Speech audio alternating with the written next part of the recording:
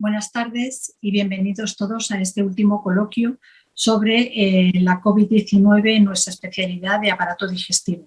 Durante todo este tiempo hemos podido asistir a diferentes olas de la pandemia con diferentes repercusiones y actuaciones sobre las mismas. Actualmente estamos saliendo de la sexta ola en España con un horizonte aún por definir, aunque se presume alentador.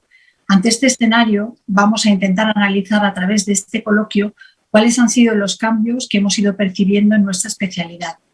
Para ello, centraremos en 3 bloques de 15 minutos de duración cada uno de ellos, en el que cada ponente dispondrá de 5 minutos de exposición. El primer bloque datará sobre patología oncológica tras 2 años de pandemia, el segundo sobre patología no oncológica digestiva tras los 2 años de pandemia y el tercero sobre aprendizajes y mejoras en estos 2 años de pandemia. Tras la finalización del debate, recibiremos y se intentarán responder las preguntas con 3 gastroenterólogos que sin duda lo enriquecerán. Ellos son el doctor José Luis Calleja, jefe de Servicio de Gastroenterología y Hepatología del Hospital Universitario Puerta de Hierro Majadahonda, el doctor José Luis Cabriada, jefe de Servicio del Hospital de Galdacao de Vizcaya, y el doctor Ángel Caunedo, director de la Unidad de Aparato Digestivo del Hospital Universitario Virgen Macarena de Sevilla. Sin más preámbulo, vamos a comenzar con el primer bloque que databa sobre la patología oncológica en digestivo durante esta pandemia. Y comenzaremos preguntando al doctor José Luis Calleja. Buenas tardes, José Luis. Mi pregunta es, ¿consideras que ha aumentado la patología oncológica en nuestra especialidad tras este periodo de pandemia? ¿Qué tal? Muy buenas tardes. Muchas gracias por la invitación a la Sociedad Española de Patología Digestiva. Bueno, yo sinceramente sí que creo, no creo que haya aumentado la prevalencia o la incidencia de los tumores en aparato digestivo más de lo que venimos, digamos, experimentando en los últimos años o debido al propio COVID. Lo que sí que yo creo que es común y hemos visto en la mayor parte de hospitales en España es que ha habido un retraso importante en el diagnóstico de los tumores. En lo que nos afecta a nosotros, pues durante toda esta pandemia, de una manera o de otra, se ha visto muy afectado los programas de cribados de cáncer de colon, no solo por la disminución de actividad endoscópica en los hospitales, en momentos puntuales especialmente, sino también por el atasco que hay en la atención primaria, que, por ejemplo, en el programa de cribado en la Comunidad de Madrid tienen un papel absolutamente esencial en lo que es la recepción de las muestras y la puesta en marcha del circuito, que al final acaba con el paciente positivo haciéndose una colonoscopia. De igual, muchas sociedades, la Sociedad Española de Oncología Médica ha cifrado en general que hay más de un 20% de pacientes con un retraso diagnóstico que obviamente pues, tiene que ver con luego la supervivencia y el estadio en el que diagnosticamos esta enfermedad. Por lo tanto, yo creo que sí ha tenido un impacto muy importante, insisto, por el impacto que ha tenido en todo el sistema sanitario, tanto en primaria como especializada. Y yo quería también poner encima de la mesa lo que nos ocurre con otro tipo de tumores digestivos, no solo el cáncer de colon. Por ejemplo, en el terreno del cáncer de hígado, que es un tumor de incidencia creciente y que además, por unas determinadas asuntos burocráticos, por lo menos en algunas comunidades como Madrid, no se incluyen tratamientos oncológicos curativos, como es la radiología intervencionista en tumores de pequeño tamaño, dentro de los programas de lista de espera oncológica.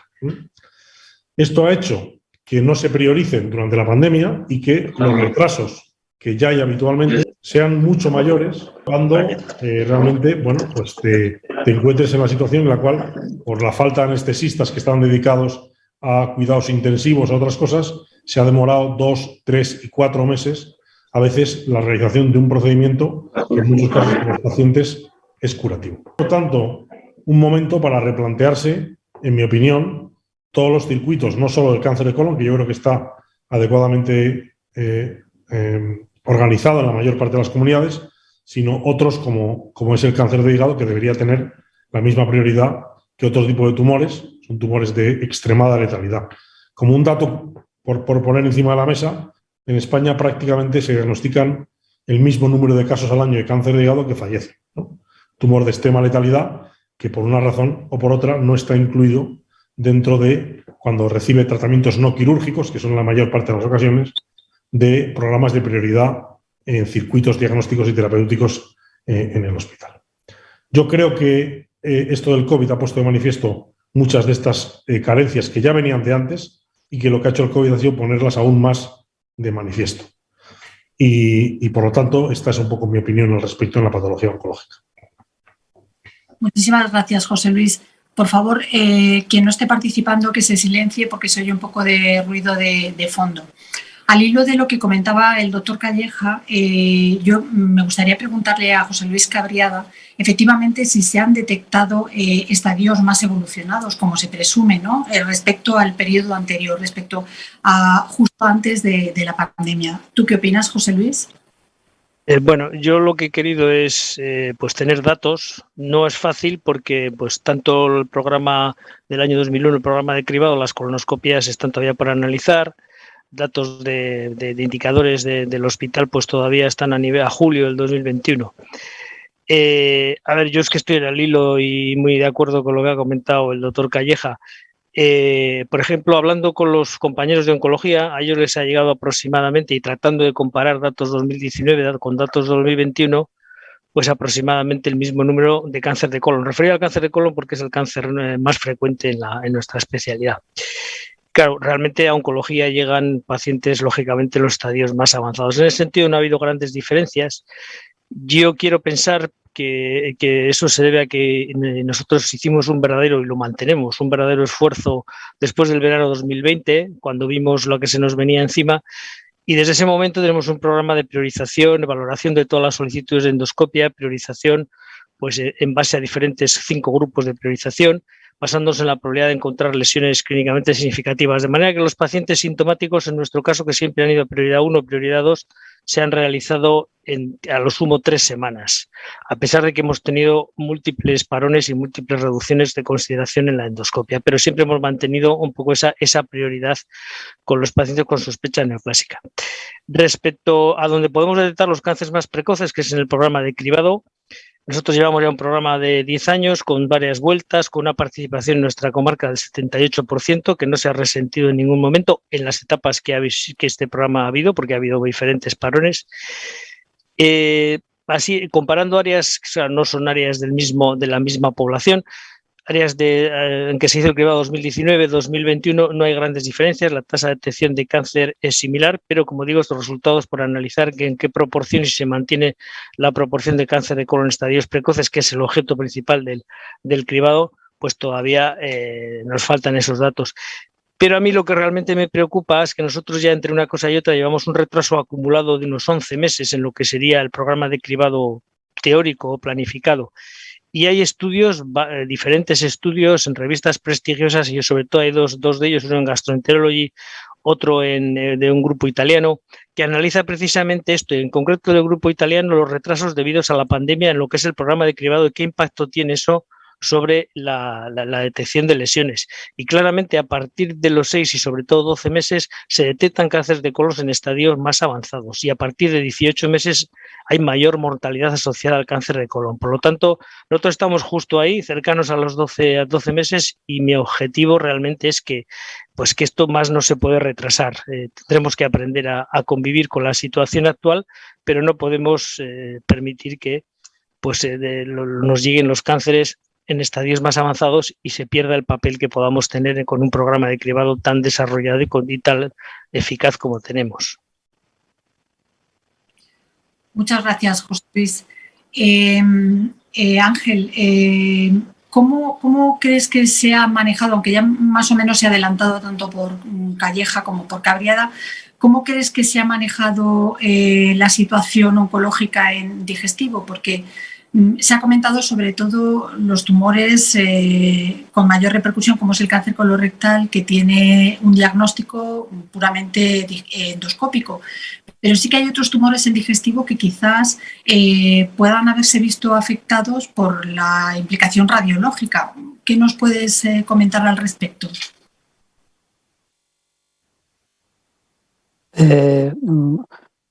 Bueno, lo cierto es que tal como se ha comentado, pues el retraso que ha supuesto durante los meses en los que apenas hubo o disminuyó drásticamente la actividad endoscópica, y no solamente la actividad endoscópica, sino también la actividad en consultas y la actividad en atención primaria, ha hecho que, pues fundamentalmente durante el año 21 hayamos tenido, bueno,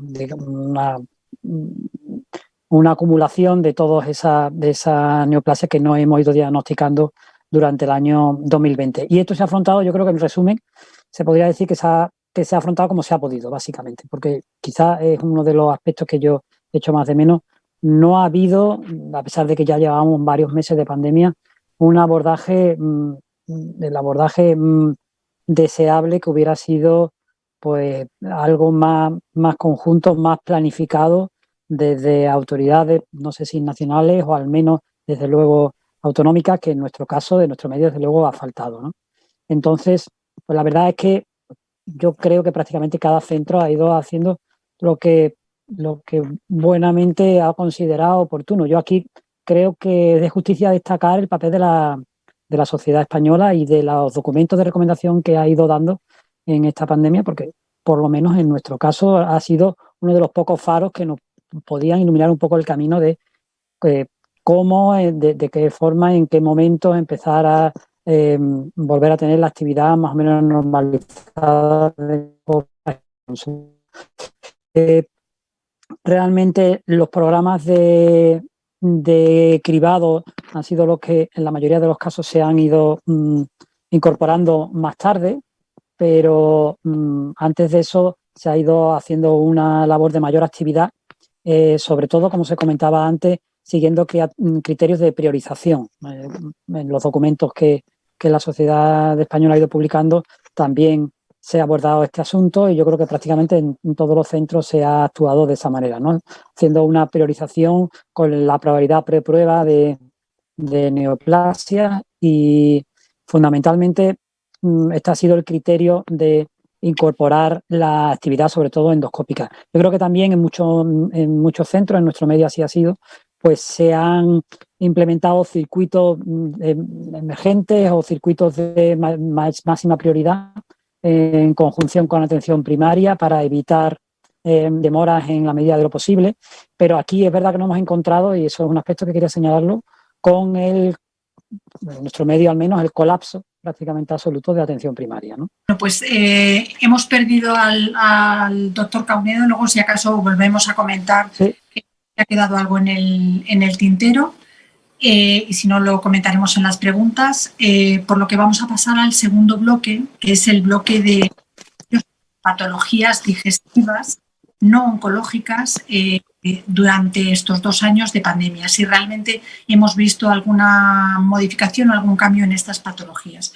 Comenzaremos con el doctor Calleja, al que me gustaría preguntarle si realmente hemos visto algún cambio en estas patologías digestivas no oncológicas tras este periodo post-pandemia. ¿Qué impresión tienes, José Luis? Bueno, también se ha visto afectado, efectivamente, ¿no? Yo creo que aquí también ha influido un factor que quizás no hemos comentado suficiente, que ha sido un poco el miedo de los pacientes a acudir al hospital, tanto para lo que ha sido el cribado de enfermedades o para la atención de las mismas, ¿no? Y yo creo que ha habido varios aspectos de nuestra especialidad que han sido especialmente afectados.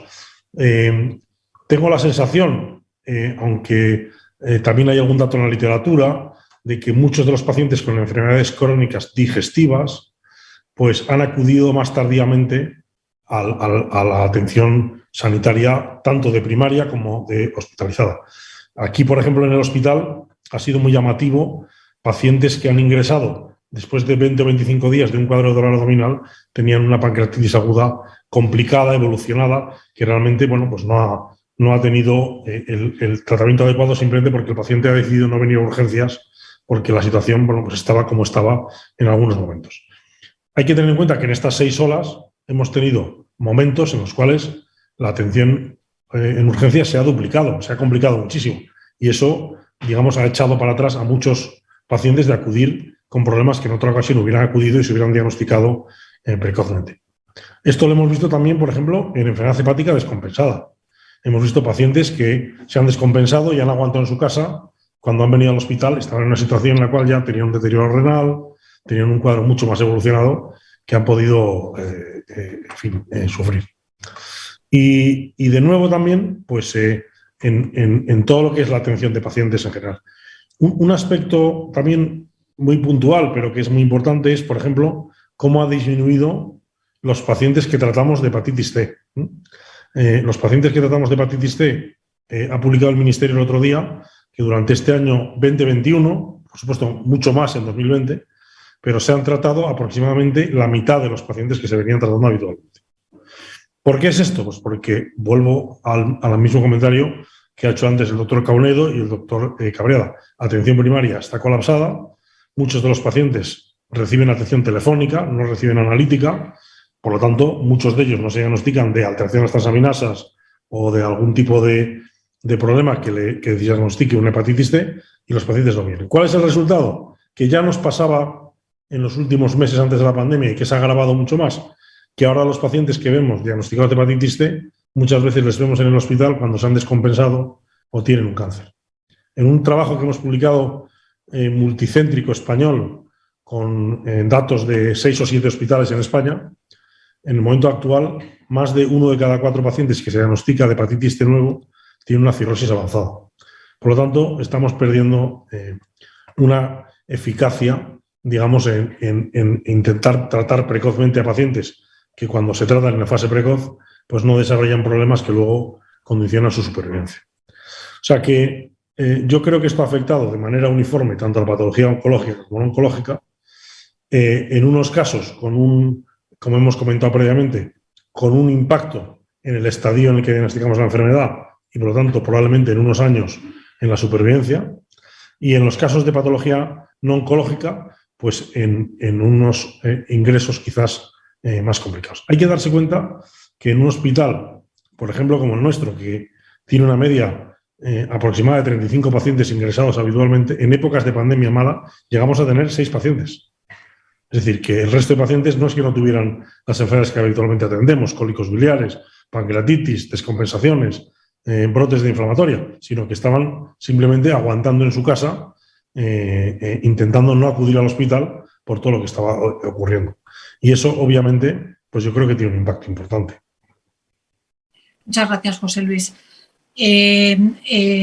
Cabriada, como parece que sí que hemos visto también cambios, como ya nos ha adelantado José Luis Calleja, en la patología no oncológica, ¿tú crees que alguna ha destacado en particular o tienes alguna observación al respecto? Sí, bueno, yo un poquito analizando los datos, como digo, comparativamente 2019-2021, en lo que se puede analizar, no hemos, curiosamente no, relacionado a lo que han comentado, de nosotros que tenemos una media de 2.000 ingresos al año, se han reducido unos 200. Y aparte de eso, sí que es verdad que hemos sacado más partido de herramientas que tenemos, como es una consulta alta resolución digestiva, que fundamentalmente no, casi exclusivamente, donde nos derivan pacientes de la urgencia que ya tenemos en marcha y que creo que se ha optimizado mucho más en esta situación para evitar ingresos, en la cual pues pacientes que ingresan para estudio de una anemia, estadiaje de una neo y que normalmente estaban un poco de paseo ingresados esperando el estudio, eso se realiza de forma ambulante pues en unos plazos absolutamente rápidos y demás. Y luego también yo creo que eso, todos los que ya llevamos mucha experiencia en las unidades y mucho más ahora con la acreditación de enfermedad inflamatoria y también consultas específicas de crónicos como la consulta de patología, de páncreas y demás, al menos los pacientes ya crónicos y conocidos en la consulta, creo que tenemos medidas y si no, es el momento de implantarlas, de facilitar el acceso. Eso permite una llamada, siempre, o ya sea mail, consulta de enfermería, consulta telefónica, permite un contacto con nosotros fácil, en lo cual, pues, en los primeros momentos de descompensación o de un brote de una inflamatoria podamos pues, evitar que eso progrese, como decía el doctor Calleja, y después haya que ingresar en situaciones peores. Y luego sí, a mí me ha llamado la atención, y estos son con datos, nos ha aumentado clarísimamente tanto la frecuencia como la complejidad del proceso que nosotros tenemos como primero en frecuencia en cuanto a ingresos, que es los trastornos del tracto biliar y la vesícula biliar. Y asimismo, acompañada de un aumento en los procedimientos hepatobiliares, o sea, fundamentalmente CPR, es decir, que hemos tenido bastantes más colangitis, coledocolitiasis y bastante más necesidad de CPR. Puede ser un indicador indirecto de que probablemente la lista de espera quirúrgica de la colelitiasis se ha retrasado con todo esto y estamos viendo pues los efectos o las complicaciones. Fundamentalmente eso es un poco lo que podemos, un poquito analizando los datos, lo que podemos comentar en la línea de lo que se ha comentado antes. Perfecto, muchas gracias, José Luis. Ángel, ¿has conseguido la conexión? ¿Estás conectado? Sí, estoy conectado. Espero que me respete. Muy bien. A mí me gustaría preguntarte a ti, ¿tú podrías especular algo sobre cuáles han sido los detonantes de estos posibles cambios que se han comentado hasta ahora de la patología no oncológica? Por si tuvieses alguna... Sé que es una pregunta un poco capciosa, pero ¿tienes alguna idea o has podido...? Bueno, yo creo que la mayor parte de los factores se han comentado ya. Desde luego ha sido fundamental, lógicamente, el colapso de la atención primaria durante, sobre todo, el 2020, que después se ha prolongado y que ha hecho pues que los pacientes, pues, en muchos casos no pudieran ser vistos por su médico de cabecera, tuvieran que ser atendidos de forma telefónica, con lo cual pues ha habido realmente muchos signos de alarma que no se han podido detectar, y también ha ocurrido con la falta de analíticas y ese tipo de cosas, ¿no? A lo que se ha añadido, como comentaba antes el doctor Calleja, pues el retraso del paciente a la hora de demandar atención médica, o bien por el miedo a la situación, o bien por el conocimiento de una saturación de los servicios sanitarios, ¿no? Eso ha sido un factor importante. También se comentaba ahora recientemente, ¿no? Nosotros hemos evidenciado igualmente un aumento importante de la patología biliopancreática y concretamente de la recurrencia. Es decir, es un problema que ya teníamos ya crónico, pero que hemos visto que se ha empeorado. Numerosos casos de pacientes que ya habían estado quizás ingresados por una coledocolitiasis, por un cólico biliar, y que en el tiempo de espera en su lista de espera quirúrgica pues han tenido que ingresar por una pancreatitis de origen biliar o por una coledocolitiasis, ¿no? Eso sí que lo hemos evidenciado y sí que tenemos datos al respecto. Yo creo que es importante también señalar aquí un poco el caso de la enfermedad inflamatoria, que aunque no ha estado ajena a todo este tipo de problemas, pero yo creo que sí, se ha comportado quizás de mejor forma que el resto de las patologías, por lo menos en nuestro medio. Es verdad que son pacientes especialmente implicados con su enfermedad en muchos casos.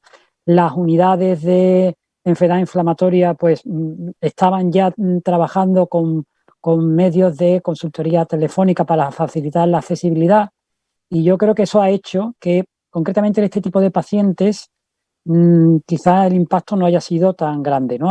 Sí que hay estudios incluso publicados. Nosotros recientemente hemos publicado nuestros datos y ahí pues hay que decir que sí que se han continuado la mayor parte de los tratamientos. En algunos casos ha habido que pasarlo a vía subcutánea para así evitar el desplazamiento de los pacientes a la unidad de día, o bien incluso se han implementado sistemas de reparto de la medicación de dispensación hospitalaria que se ha llevado al domicilio del paciente.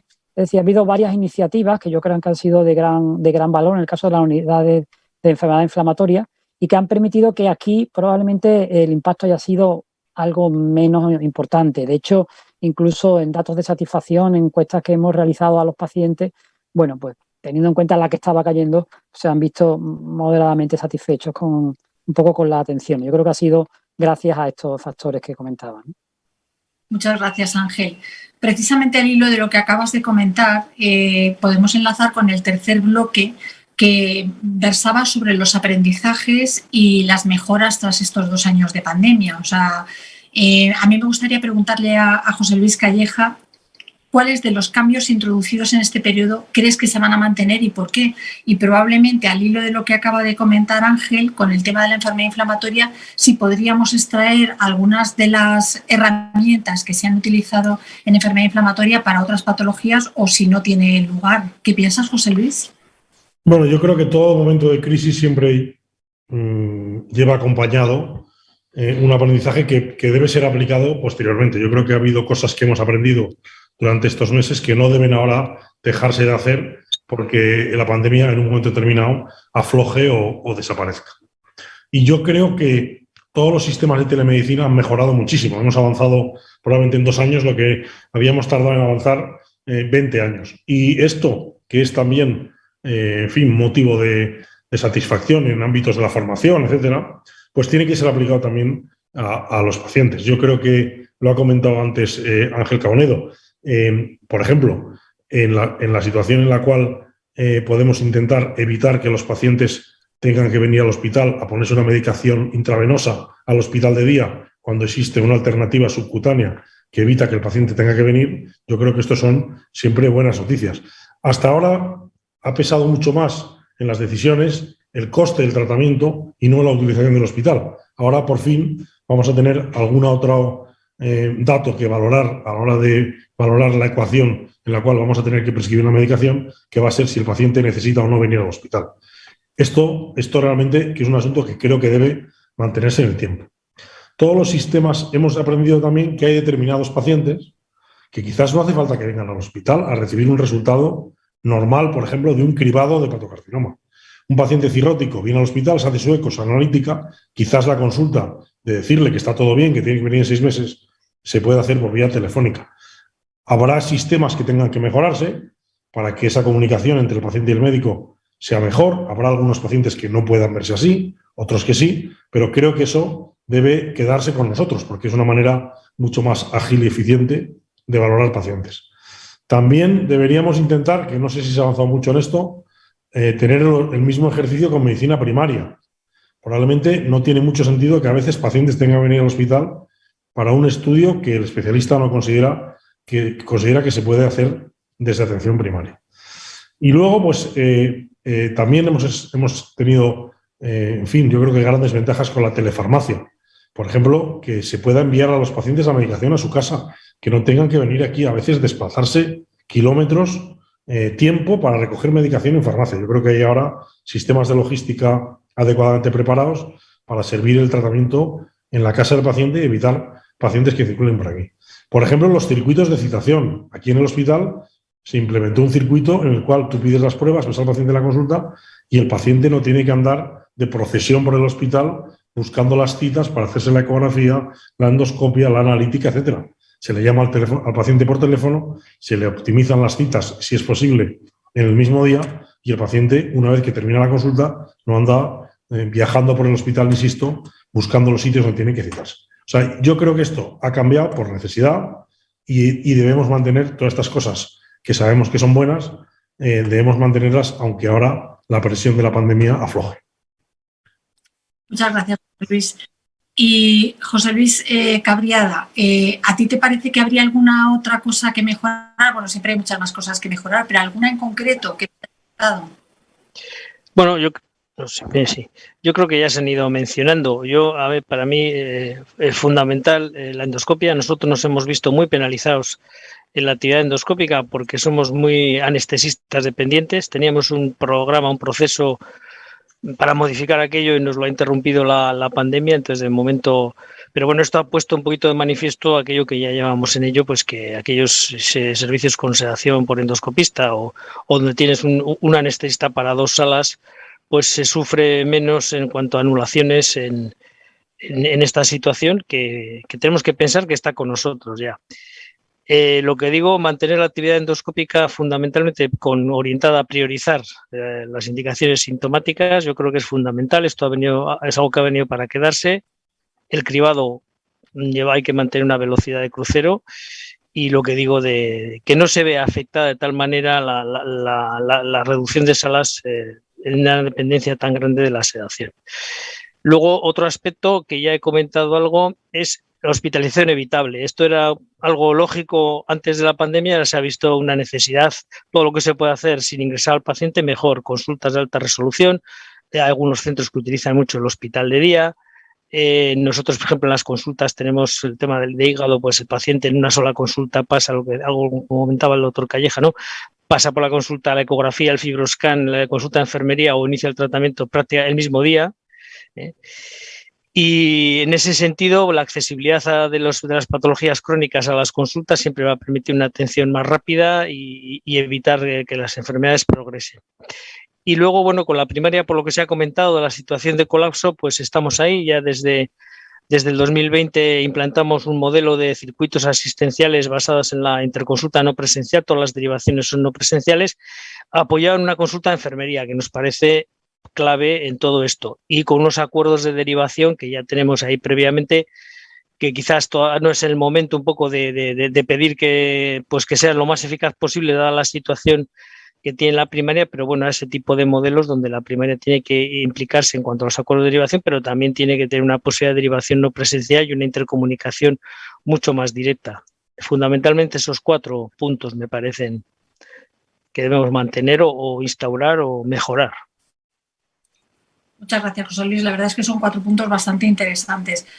Ángel, siento que al ser el tercero muchas veces se haya ya comido gran parte de las respuestas, pero ¿tienes alguna idea de cómo se podría aún mejorar alguna de las expectativas o de las mejoras que se han propuesto previamente? No sé si nos podrías aportar algo. Yo creo que se ha señalado lo fundamental, ¿no? O sea, el tema de optimizar la atención, intentando evitar las estancias. Yo creo que en eso pues es algo que nos insistían mucho nuestros gestores y en lo que a la fuerza nos hemos hecho más o menos expertos en los últimos meses, y realmente pues se ha hecho un gran esfuerzo para evitar estancias, tanto evitando ingresos con manejos ambulatorios de determinadas patologías como en altas precoces con respecto al manejo que se hacía con anterioridad, ¿no? Pero al margen de eso y de lo señalado, yo creo que hay algunos otros aspectos que, bueno, que también se podrían señalar y que no han salido hasta ahora, ¿no? Y ha sido, por ejemplo, en cuanto a la flexibilidad, ¿no? Yo creo que eso, desde luego, hemos aprendido en estos meses a ser sumamente flexibles, ¿no? O sea, la rigidez nos la ha destrozado la situación, y entonces, pues, hemos tenido que aprender a desprogramar en una ola, programar en un valle, volver a desprogramar en un pico. Y es verdad que al principio pues seguro que todos lo hacíamos con bastante dificultad, pero que bueno, al final realmente bueno, pues aprende uno a ser más o menos flexible, y yo creo que esa flexibilidad y esa digamos que disposición de los recursos según un poco las necesidades la hemos ido aprendiendo, y bueno, es algo con lo que nos vamos a quedar. Yo, sin embargo, no solamente me gustaría dejar los aprendizajes y la mejora en los centros, ¿no? Está claro que nosotros tenemos que mejorar y nosotros tenemos que aprender, pero yo pediría además aprendizaje y mejora, como tú comentabas, en cuanto a los responsables, autoridades sanitarias, como se les quiera llamar, ¿no? O sea, está claro, primero, que hemos mencionado el tema del colapso de primaria varias veces durante esta charla. Es evidente que el colapso se ha producido el detonante ha sido esta situación de pandemia, pero está claro que la atención primaria no estaba bien. Es más, estaba mal.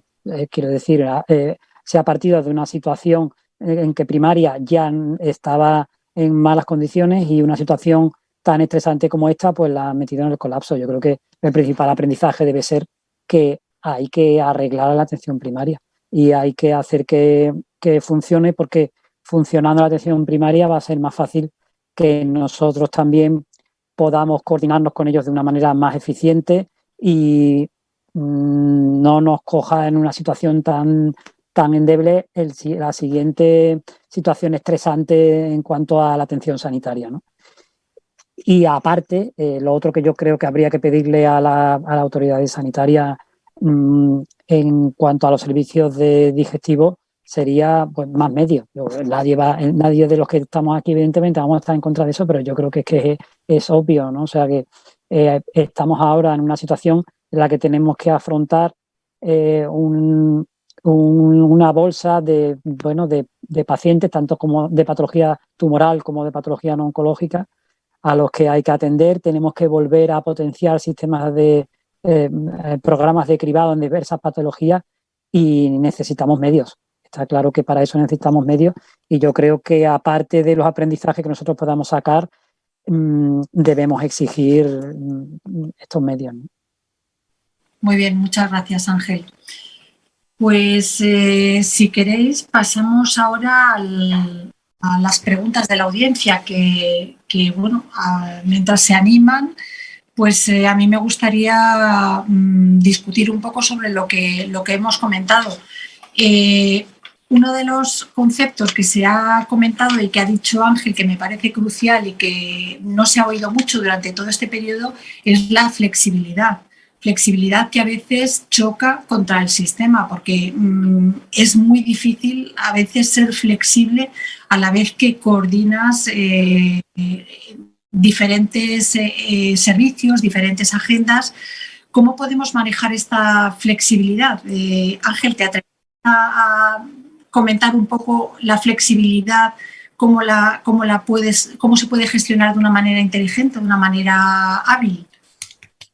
Bueno, sí, como tú decías, es complicado, ¿no? Porque hay varias dificultades. En primer lugar, efectivamente, pues la misma organización muchas veces, ¿no? En ocasiones, pues necesitamos, no sé, programar o desprogramar actividades endoscópicas y eso a veces no es fácil porque determinadas aplicaciones en las que tienes que registrar a los pacientes a lo mejor te obliga a tener 72 horas de anticipación o en fin, una serie de dificultades en los registros o propiamente las trabas que a veces pone la organización. Ahí tenemos nosotros, yo creo, la obligación de mostrárselas a nuestras direcciones correspondientes o incluso a instancias más elevadas para que nos permitan esa flexibilidad, pero también a veces flexibilidad entre profesionales, ¿no? Yo recuerdo en los primeros meses de la pandemia se daba la circunstancia de que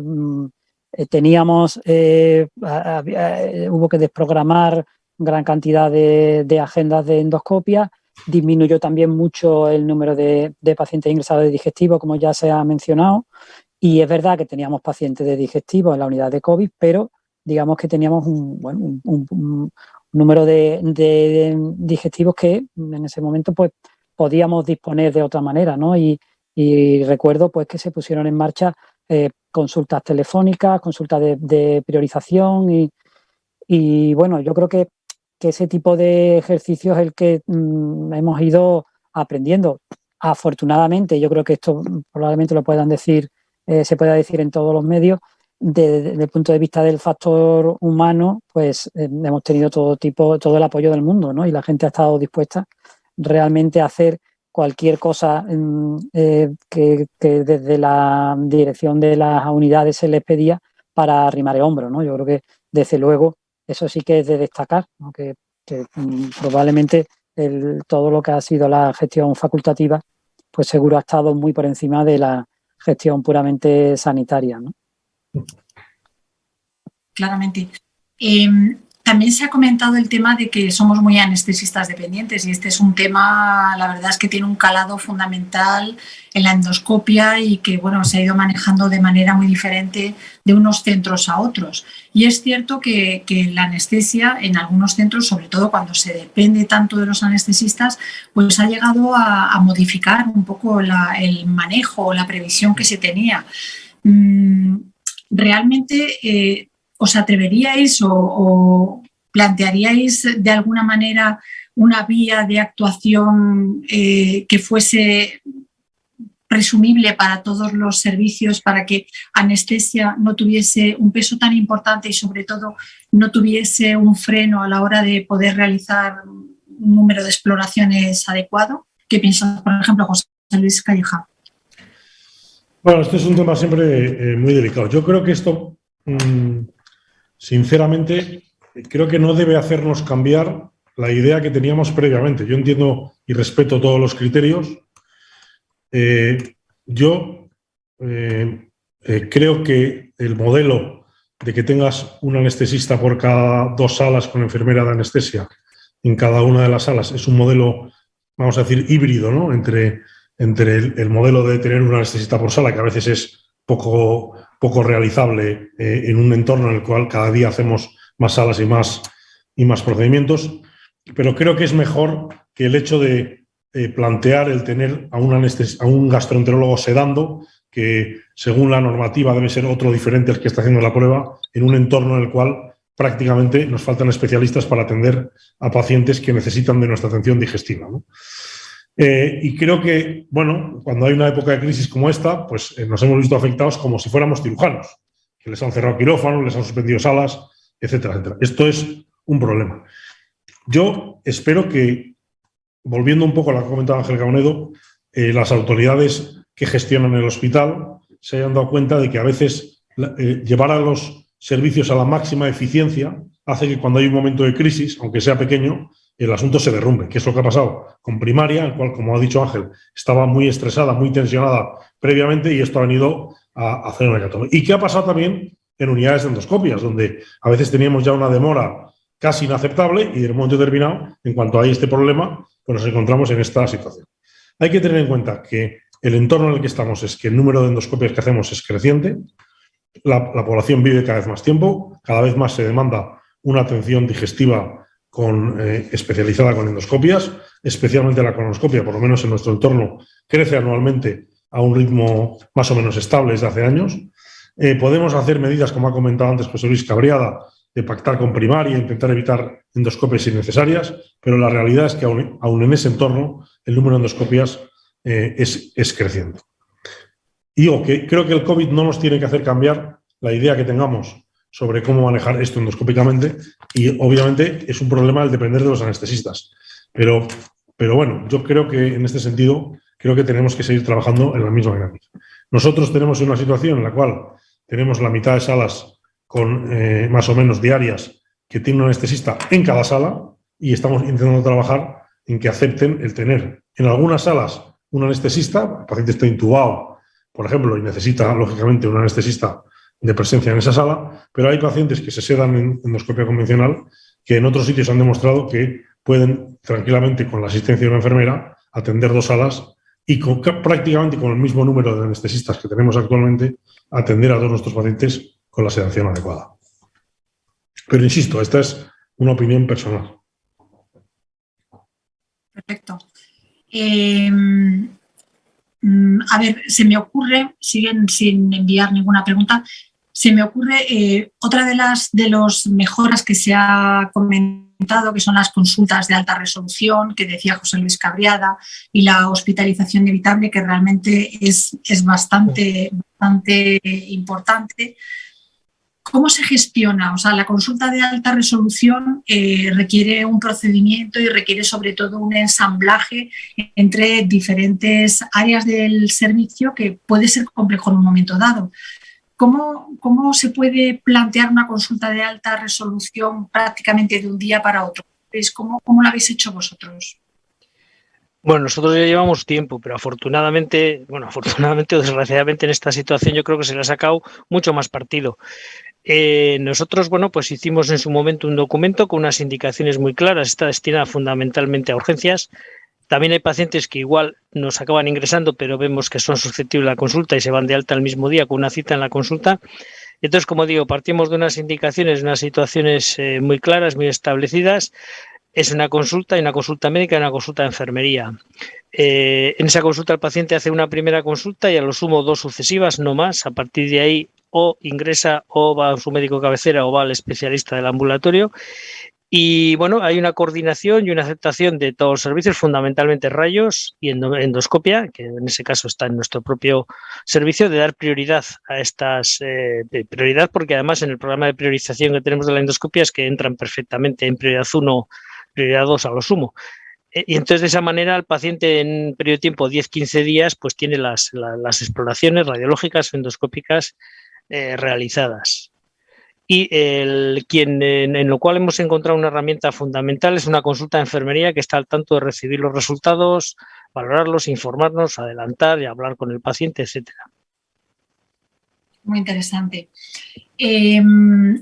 Siguiendo un poco o cambiando un poquito de tercio a raíz, yo le doy vueltas porque realmente la percepción que tuvimos nosotros durante la pandemia es que es cierto que la patología biliopancreática era como la más frecuente. No sé si porque realmente los pacientes estaban tan malos que no les quedaba más remedio que venir al hospital a la urgencia o qué, pero sí que es verdad que todos tuvimos esa misma sensación de que había mucha patología biliopancreática.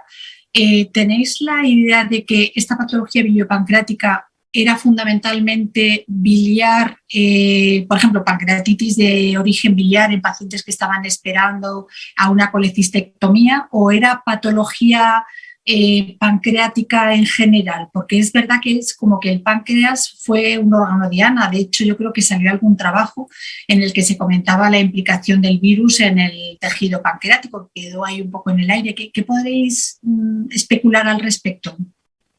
Cualquiera de los tres.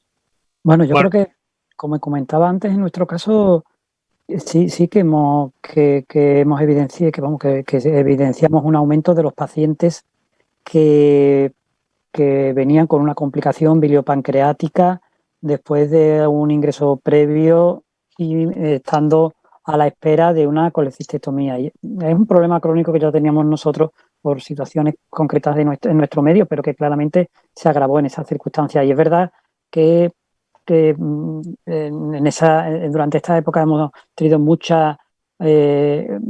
mayor número incluso de patología biliopancreática de lo habitual, que yo ya no me atrevo a especular si realmente es algo absoluto o es algo relativo por disminución de del otro tipo de ingresos, ¿no? No sé si nos han ingresado quizá a lo mejor menos pacientes de otras patologías y esa permaneció, no sabría decir, pero sí que desde luego el grupo de pacientes con recurrencia a la espera de colecistectomía sí que ha sido importante en esta fecha, ¿no?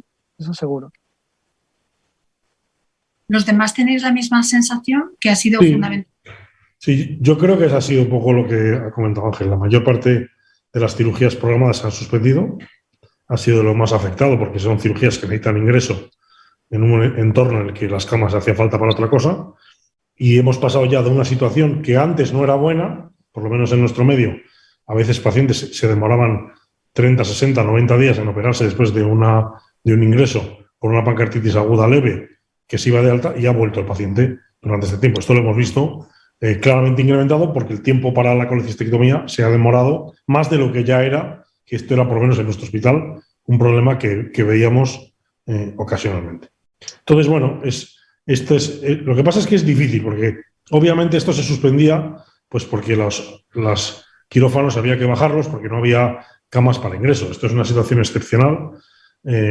Si desde luego, como parece, es una situación que se va a producir de manera estacional, habrá que prever que el número de camas del hospital, el número de profesionales del hospital, tiene que estar adecuado a esta estacionalidad. O sea, si de verdad vamos a tener una situación nueva, que en mi opinión, o por lo menos aquí, se parece poco a la gripe, porque la gripe afectaba en un entorno mucho más corto de tiempo y desde luego no generaba el número de ingresos que ha generado el COVID, incluso en esta variante última, que parece más leve, pues habrá que adecuar el número de camas y el número de profesionales a eso, para que no ocurra exactamente lo que ha pasado, que es que nos encontremos en la situación en la cual, por falta de camas, no puede ingresar un señor a operarse la vesícula, su cirugía, que ya lleva 1 mes y medio esperando, pasa a operarse en 3 o 4 meses, y durante este periodo, pues obviamente está expuesto a que se repita el episodio, en algunas ocasiones, con una evolución no tan favorable como en la primera ocasión.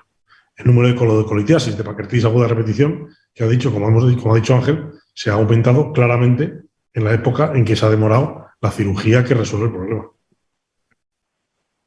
Y al hilo de lo que comentas, José Luis, los recursos asignados, supuestamente íbamos a recibir una serie de recursos post pandemia para intentar mitigar todo lo que no se había podido hacer, y precisamente en este sentido, ¿sabéis si se están dando recursos igual que se han hecho los contratos COVID que se hicieron durante la pandemia para contratar a personas dedicadas al manejo y al tratamiento de los pacientes con COVID? ¿Se está dedicando algún tipo de recurso para optimizar todo esto que estamos hablando? Es decir, para ahora, para la patología no COVID y en particular para la nuestra. No, yo creo que no, sinceramente. Por lo menos en nuestra comunidad. Es verdad que se han contratado médicos durante la pandemia en relación con el COVID. Es verdad que aprovechando hay algunos servicios que han contratado personas con contratos COVID, que han tenido pacientes eventualmente COVID y otras veces, pues, digamos, de su servicio, en un entorno en que no había médicos y hubo que contratar a cualquier persona que podía tener pacientes. Pero desgraciadamente yo creo que esto, la dinámica en la que estábamos en los últimos años, de reducir al máximo el personal y no aumentar el número no adecuar la oferta de profesionales a la demanda asistencial que veníamos sufriendo en los últimos años, creo que esto no lo va a resolver. Desgraciadamente, nos vamos a encontrar en una situación parecida a la prepandemia. Y esto es lo que demandamos, que a veces se tienen que plantear. No podemos tener un sistema sanitario en el cual el número de profesionales no esté adecuado a la demanda que se oferta a la población. No podemos tener programas de cribado de cáncer de colon, no podemos tener tratamientos fantásticos para todos los pacientes si no tenemos los profesionales que los pueden administrar. Y esto afecta no solo a médicos, sino también a enfermeras. Y el gran caballo de batalla, por lo menos en Madrid y en la mayor parte de la consejería, que no depende incluso tanto de sanidad, sino a veces de la Consejería de Hacienda, son el presupuesto para capítulo 1, para personal, que es siempre restringido y no aumentable en un entorno en que la demanda ha cambiado. Simplemente. Soy pesimista en el concepto de que vaya a cambiar esto y que eso nos sirva para aumentar las plantillas y adecuarlas realmente a la actividad asistencial que tiene el hospital. ¿Y esto podría vehiculizarse de alguna manera a través de, o sea, una petición o hacer algo de presión para que precisamente se pudiese invertir más en el capítulo 1 y poder dar una salida? Quiero decir que a lo mejor nuestros representantes no han caído en esta idea, pero se podría vehiculizar a través de alguna sociedad científica, a través de... ¿Cómo lo veis? Bueno, sería lo ideal, ¿no?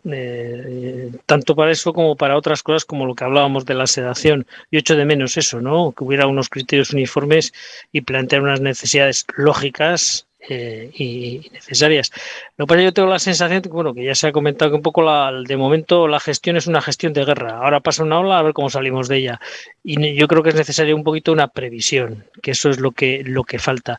Yo creo que las sociedades en ese sentido son fundamentales para establecer unos criterios uniformes en los cuales nos podamos apoyar. Bueno, yo... Sí, Ángel. No, que yo simplemente decir que bueno, en nuestro medio sí que ha habido ahora digamos, en la segunda mitad del 2021 sí que ha habido cierto aumento en el número de contratos, sí que desde luego ha sido del todo insuficiente, pero precisamente ha sido, como se comentaba antes, en el entorno de un poco de la situación de guerra, ¿no? Porque era más o menos paralelo al capítulo de contratos COVID y tal, ¿no? Precisamente el miedo ahora es que, bueno, dentro de unos meses, cuando terminen esos contratos eventuales y si no estamos en una situación de guerra tan candente, pues los perdamos. Realmente yo creo que ahora el miedo que tenemos, por lo menos en nuestro medio, ya no solo que no se aumente la plantilla, sino que se reduzca porque no se renueve esos pocos contratos en situación de guerra, digamos, que se formaron, ¿no? Entonces, yo creo que desde luego estamos obligados a hacer presión de alguna manera para que se abra un debate más amplio, probablemente a nivel nacional, sobre realmente los recursos que son necesarios, como comentaba el doctor Calleja, para afrontar la demanda que ya teníamos y que ahora desde luego ha aumentado también y que probablemente o que es susceptible de que con cierta temporalidad vuelva a haber otra vez a verse incrementada notablemente. Entonces, creo que efectivamente las sociedades pueden ser un buen vehículo y especialmente la Sociedad Española de Patología Digestiva. Yo creo que bueno, que ya se está moviendo en ese sentido y que yo creo que es la entidad adecuada para que podamos canalizar todo este tipo de peticiones, ¿no? Yo un poco en cuanto al tema de contratos en digestivo, aquí no hemos tenido realmente problemas y en ese sentido estamos bien. El problema es la carencia tanto de enfermería para la endoscopia, enfermería un poco especializada, como la carencia de especialistas de digestivo. Es decir, que también eso debe llevar un poquito acompañado de una previsión de formación MIR. Hay jubilaciones, yo creo que eso siempre se ha funcionado un poco de forma improvisada, con olas en que había especialistas de sobra, en otros momentos carecíamos de ellos, y sería un poco el momento también de hacer una previsión de necesidades en cuanto a la formación de especialistas. Sí, y también de tener en cuenta cómo tenemos a los especialistas que tenemos contratados en los hospitales, con contratos a veces eventuales, que en un momento determinado pues, buscan otras alternativas durante años, ¿no? En fin, con contratos a veces de 3 meses, de 6 meses, durante un número prolongado de años, con una actividad estructural del servicio, que no es una actividad puntual que permita una... O sea, a mí me llama la atención todas estas reformas laborales que proponen los gobiernos, que siempre afectan a todas las empresas menos al Estado, ¿no? No se puede firmar un contrato temporal más de no sé cuántos meses y tú tienes aquí a gente que lleva 6 años firmando contratos temporales cada 3 meses, ¿no? Y esto yo creo que es un tema que hay que intentar corregir, porque lógicamente también eso hace que la gente esté más contenta trabajando, que luego cuando tú les pides flexibilidad te la puedan dar de una manera razonable. Y estoy de acuerdo también con lo que ha dicho José Luis Cabriada, que es un momento también para plantearnos cuántos especialistas tenemos en formación y cuáles van a ser las necesidades. Insisto, en una patología como la nuestra, cuyo demanda está creciendo, crece todos los años. Entonces tenemos que saber cuántos especialistas tenemos que formar para no encontrarnos en un futuro en una situación crítica de falta de especialistas. Muy bien. ¿Podríais resumir en pocas frases qué conclusiones o qué puntos candentes os sentiríais cómodos para transmitir cada uno de vosotros según vuestras aportaciones? Por ejemplo, empezamos vamos a dar la vuelta para que no sea siempre el último Ángel. Ángel, ¿podrías empezar tú? Bueno, yo creo que ha sido un debate en el que efectivamente hemos hecho un poco un repaso de la situación en la pandemia. Yo creo que se puede resumir diciendo que partíamos de una situación que ya estaba bastante cogida con alfileres y en la que un contexto tan estresante como una pandemia de este tipo realmente ha socavado todos los resortes del sistema, y que desde luego si se han mantenido mal que bien ha sido por el esfuerzo sobre todo de la mayoría de los profesionales, ¿no? En este sentido habrá cosas con las que nos tenemos que quedar, como hemos comentado antes, de las que tendremos que aprender porque no hay crisis sin oportunidad, pero que también supone una llamada de atención para el futuro, ¿no? Si no somos capaces de prepararnos mejorando la estructura de nuestro sistema sanitario y dotándola adecuadamente, pues ya no una pandemia, sino factores de mucha menor entidad van a poner en serios aprietos al sistema, ¿no? Muchas gracias, Ángel. José Luis Cabriada.